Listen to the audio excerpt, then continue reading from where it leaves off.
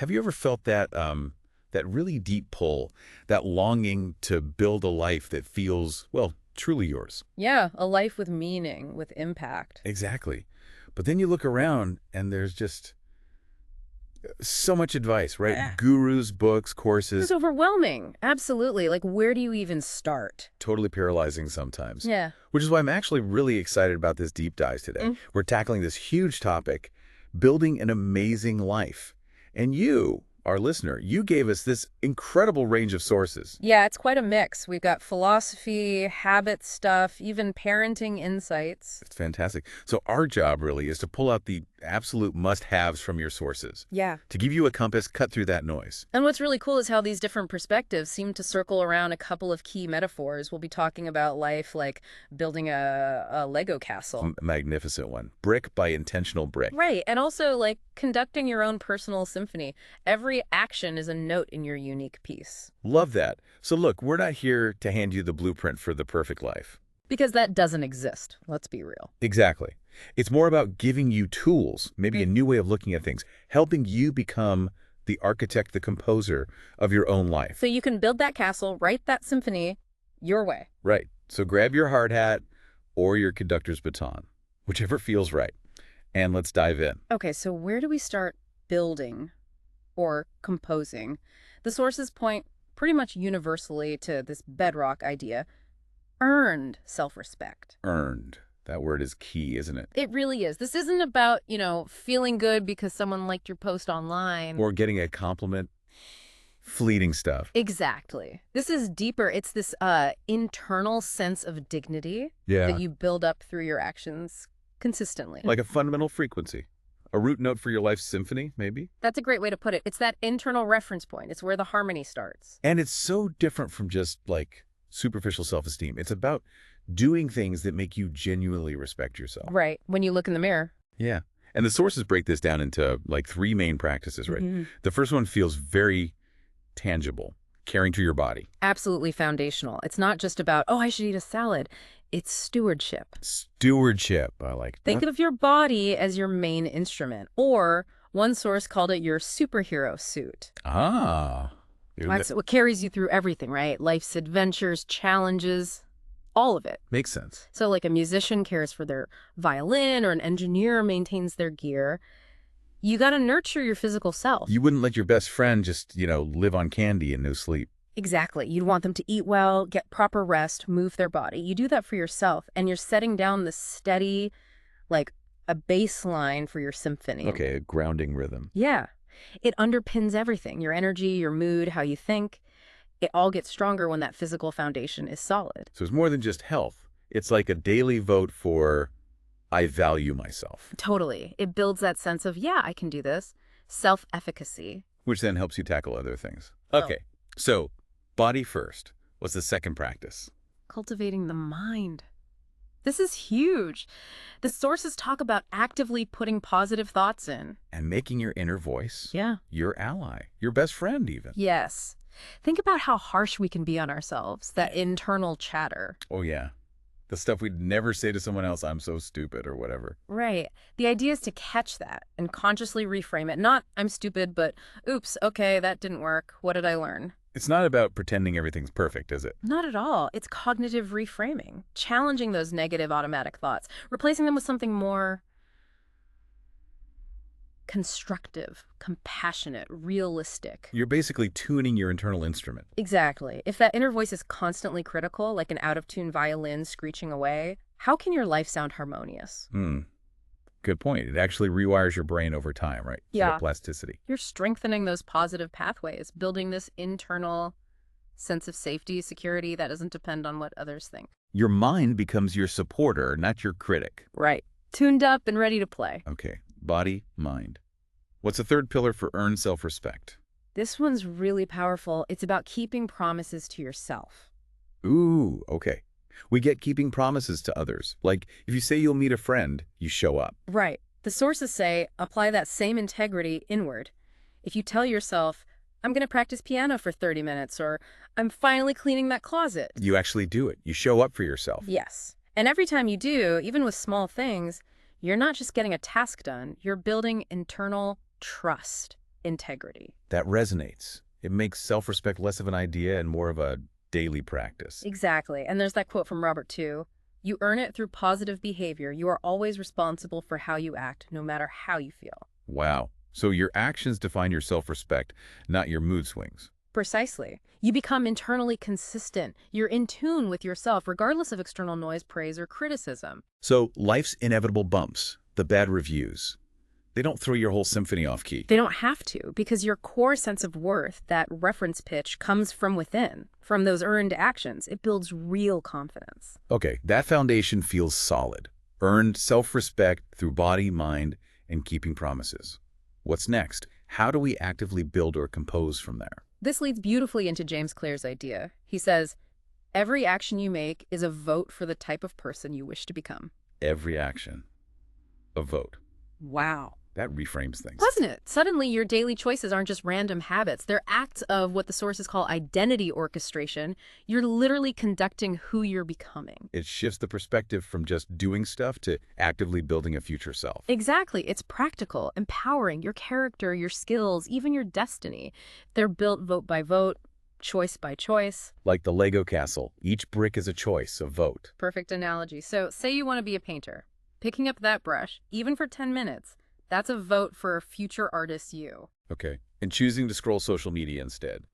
That's a vote too, maybe for future procrastinator you or screen addict you. Ouch, but true. And the person, the identity, that gets the most votes, that's who you become. But here's the freeing part, right? You don't need a perfect voting record. Not at all. That's the beauty. A single wrong note doesn't ruin the whole symphony. You just need more good votes than not so good votes over time. Consistency over perfection. That takes the pressure off. It's about the trend, the overall direction. Yes, it acknowledges we're human, we slip up. It's about the cumulative weight of your choices, building momentum in the direction you want to go. And this applies to everything, like tiny choices. Absolutely. Taking the stairs, vote for future healthy you, Putting your phone down during dinner. vote for future connected you. These small, consistent votes are sculpting your identity. Okay, so how do we make sure we're casting the right votes? Keep ourselves on track. The sources offer this really neat tuning system, just 2 daily questions. Super simple, but profound. Question 1. Did you get better today? Focuses on growth. Exactly. And question 2, did you help someone else get better today? So it connects personal growth to contribution. Keeps it from being just self-focused. Right. These act like your daily compass, guiding your votes towards that bigger composition you want to create. Okay, but let's get real for a second. What about faking it? Not casting votes, but just looking busy. Ah, yes. The uncomfortable truth, as the sources call it. Musical busy work. Musical busy work. Explain that. It's when we invent tasks, often things that look productive, to avoid the really important, maybe scary work. Like the artist endlessly organizing their paints instead of painting. Exactly. Or the writer researching forever instead of writing that first sentence. You feel busy, you look busy. But you're not actually moving the core project forward. You're just shuffling bricks, not building the castle wall. Precisely. It's sophisticated procrastination. Self-deception, really. Playing notes, but not the main melody. So you need, what are the sources called? Compositional awareness. Yeah. Being really honest with yourself about why you're doing what you're doing. Does this action actually serve the bigger piece, or is it just filler? Recognizing that self-deception seems critical. Otherwise, you could spin your wheels for years. Absolutely. Feeling busy, but getting nowhere meaningful.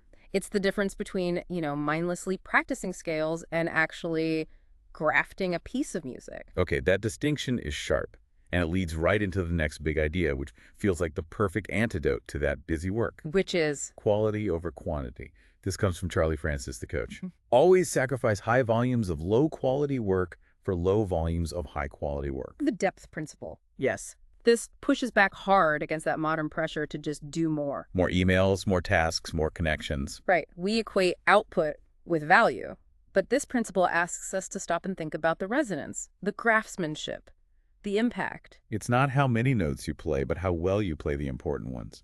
Exactly. Shifting focus from external metrics, like how much did I do, to internal satisfaction and mastery. How well did I do it? The example used is great. Like, would you rather hear someone play 10 songs badly Mistakes everywhere, no feeling. or one song played beautifully, so well it moves you? The answer's obvious, isn't it? Or think about friendships. 1 or 2 really deep connections versus 50 superficial acquaintances. Depth wins every time for real fulfillment. And this applies everywhere. Relationships, 1 deep conversation beats endless shallow texts. Learning mastering 1 complex thing beats skimming 10. Creative work, 1 piece you're truly proud of versus 10 mediocre things you rushed out. It's about deep engagement, being fully present, and when you commit to that depth. The busy work just falls away. It really does. Because you don't have time for it. You're focused on what matters. You get better results, more pride, more enjoyment. So for you listening, think about where you can apply this. Focus your energy. Go deep on what matters to you. Yeah, that pursuit of mastery is incredibly motivating in itself. It feeds that intrinsic drive. Okay, so we've got self-respect, intentional voting, depth.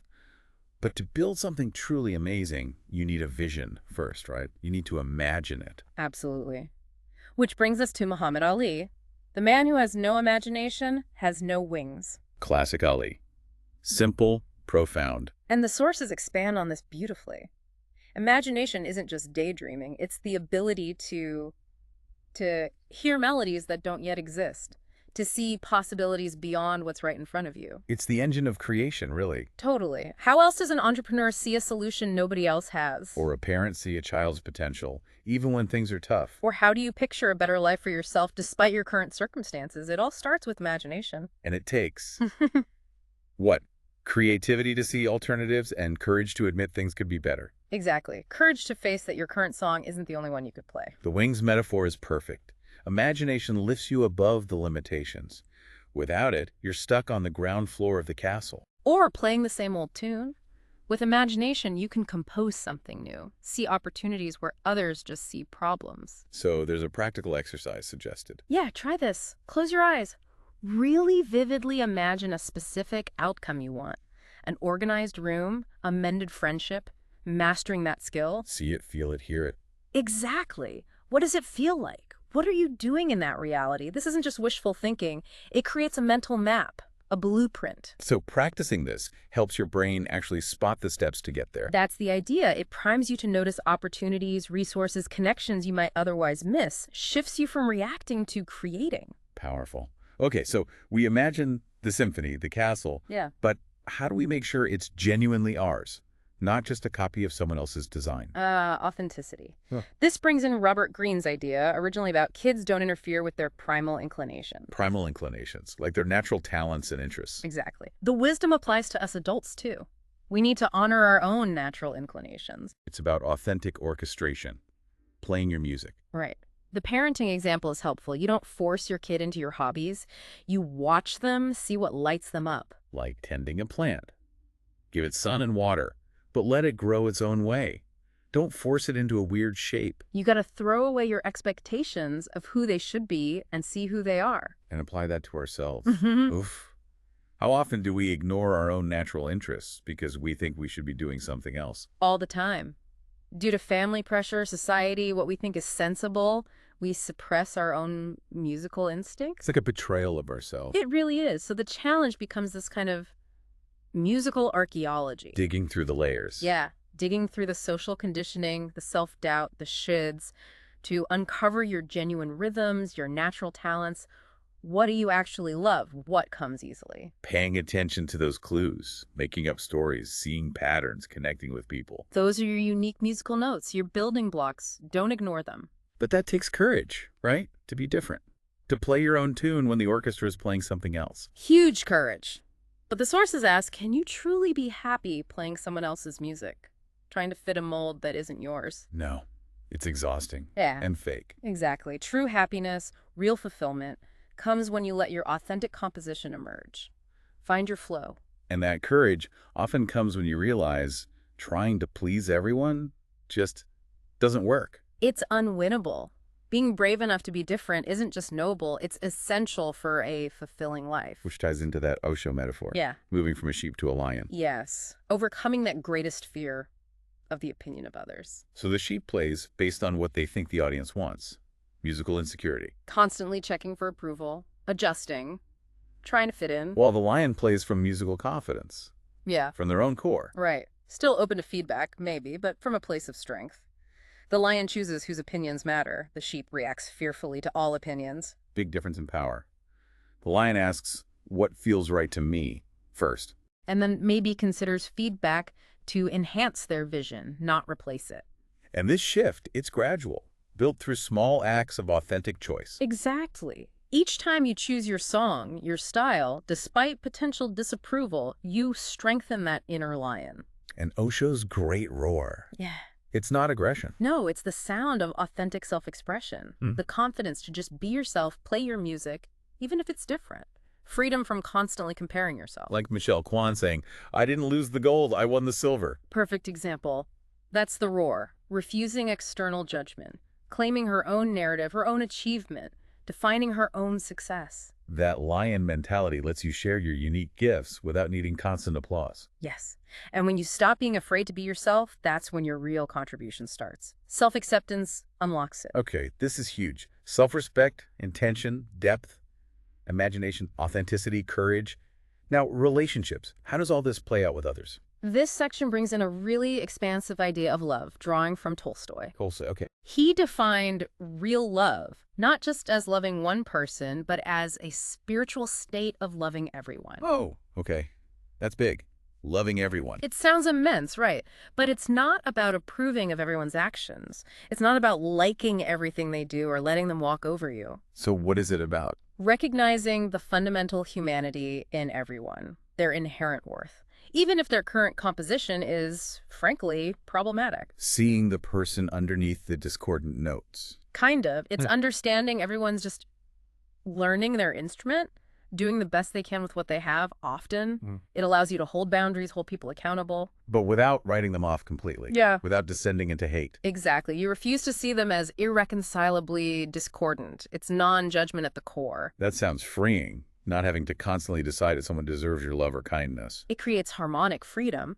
You can respond from a centered place, offer support, set a boundary firmly but kindly, without getting dragged into resentment or negativity. And this applies beyond personal relationships and bigger issues. For sure. Instead of seeing the world as us versus them, good musicians versus bad musicians, you see complex people influenced by countless factors. Which leads to more nuanced thinking, maybe more effective solutions. Hopefully, more empathy, less division. It fosters genuine connection, even amidst disagreement. Okay, that's the expansive view. But what about the flip side? What about when we're the ones holding on to negativity? Specifically, anger. Ah, yes. The sources have that incredibly potent metaphor. Holding on to anger is like drinking poison and expecting the other person to die. Oof. Stark. But it rings true, doesn't it? It really does. Unprocessed anger becomes this ongoing discord in your own symphony. It's described as a loud, overwhelming note that often hides other feelings. Yeah, often doomer stuff like hurt, fear, disappointment. Anger feels safer, more powerful maybe than vulnerability. So we amplify it. Sometimes, but holding on to it, that just keeps that one harsh note echoing, messing up everything else in your life. And the person who made you angry, they probably moved on. Yeah. Often, yeah. While you're stuck replaying it, poisoning your own peace, affecting your sleep, your health, your relationships. You become a prisoner of your own righteous discord. Wow. It's a self-imposed cage. But letting go isn't about being passive or condoning bad behavior. It's about emotional processing. Exactly. Feeling the anger, it's an alarm bell, right? Then understanding what it's telling you about your boundaries or needs. Then taking constructive action if needed, speaking up, setting limits. Yes. And then letting the anger itself go. Its job is done. Imagine putting it in a balloon, letting it float away. So it's resolution. Integrating the lesson, Yeah. but releasing the toxic charge. Right. Not letting it become a recurring sour theme in your music. And the benefit, Yeah. more energy, more peace. Huge amounts of freed up energy. Energy you can use for growth, fun, connection. It makes you stronger, happier. You reclaim your inner harmony. Okay, releasing negativity. What about actively cultivating positivity? Feeding the good stuff. This brings us to the mind as a garden analogy. Simple, but so true. Your mind grows whatever you plant in it. Yep. You choose the seeds, plant good thoughts, gratitude, curiosity, optimism. You get good feelings, good ideas. Plant weeds, worry, resentment, self-criticism, Yes. those grow too, and they can take over. The power is in the choice. You are the gardener. And this isn't just poetic. It links back to neuroplasticity. You're shaping your brain's landscape. So how do we garden well? What's the superfood for the brain? The sources suggest a few key things. Read books that challenge and inspire you. That's like quality fertilizer. Okay. What else? Spend time with positive, supportive people, kind, smart people who believe in you. They're like good sunlight and water. Makes sense. Surround yourself well. Learn new, challenging things. A language, a skill, a complex topic. That's like strengthening the roots, making the whole garden more resilient. Brain exercise. And practice gratitude daily. Yes, even just noting 3 things you're thankful for, it trains your brain to actually see the good instead of just scanning for problems, changes your default focus. So doing these things builds mental strength, resilience. Absolutely. You handle setbacks better, learn from mistakes without beating yourself up. You become less afraid to try new things. It's a genuine superpower. It makes you anti-fragile. Yeah. You actually get stronger through challenges. Exactly. Like a muscle growing stronger after being stressed. Your mental garden becomes more robust, more beautiful because of the challenges it overcomes. Musical, anti-fragility. Love that. But Yeah. is this all just about me becoming stronger and happier? Where does contribution fit back in? Great question. The sources emphasize the seamless integration of personal growth with contribution. It's not one or the other. That daily question again. Did you help someone else get better today? That's the link. That's the pivot. It stops personal growth from becoming, navel-gazing, sophisticated musical narcissism. Huh. Okay. So growth isn't just for my solo performance. No, it's increasing your ability to play well in the ensemble, to add something beautiful to the larger symphony. So it creates a cycle. I grow. I can help others more. I help others. I learn and grow more myself. It's a beautiful harmonic cycle, a virtuous loop, positive ripples spreading out. And helping others doesn't have to be some grand gesture. Not at all. Be a good friend. Help out at home. Encourage someone. Share what you're learning. Pick up trash in your neighborhood. Small acts matter. And doing that gives a unique kind of satisfaction, Right. right? Purpose. Absolutely. The magic of service. Realizing your gifts can actually make a difference. That adds deep meaning to your own life's composition. So integrating growth and service, that's where the highest fulfillment lies. Using your unique gifts for something bigger. That's what the sources strongly suggest. It's where your personal symphony finds its place in the grand orchestra. Okay, wow. We've covered so much ground. Earned self-respect, intentional action, depth, imagination, authenticity, love, releasing anger, mind gardening, service. How do we possibly keep all this front of mind? Make it practical. The sources provide a brilliant tool for exactly that, a set of 5 simple end-of-day questions. A tuning system for daily life. Precisely. They pull everything together, create a routine for reflection and continuous improvement. They foster that learning orientation towards life, treating everything as data. Yes, and they nurture a growth mindset. Let's run through them quickly. Okay, question 1. Did I have fun today? Fun. Yeah. It sounds a bit light. It sounds light, but it's deep. It's asking, were you connected to your authentic self? Were you engaged? Was there joy, flow, connection? It suggests alignment with your natural rhythm. Okay, I get that. Not just trivial fun. Question 2. Did I do my best today? Focus on effort, not outcome. Your best varies day to day. This acknowledges that. It's Yeah. about integrity. Within your control. Number 3. What did I do well today? Crucial. So often skipped. Acknowledge your wins, big or small, builds confidence, reinforces what works, appreciate the good notes. Yes. Need that positive reinforcement. Okay, 4. What can I do better tomorrow? Embraces growth without blame, assumes improvement is always possible, an invitation to refine. And the final one makes it actionable.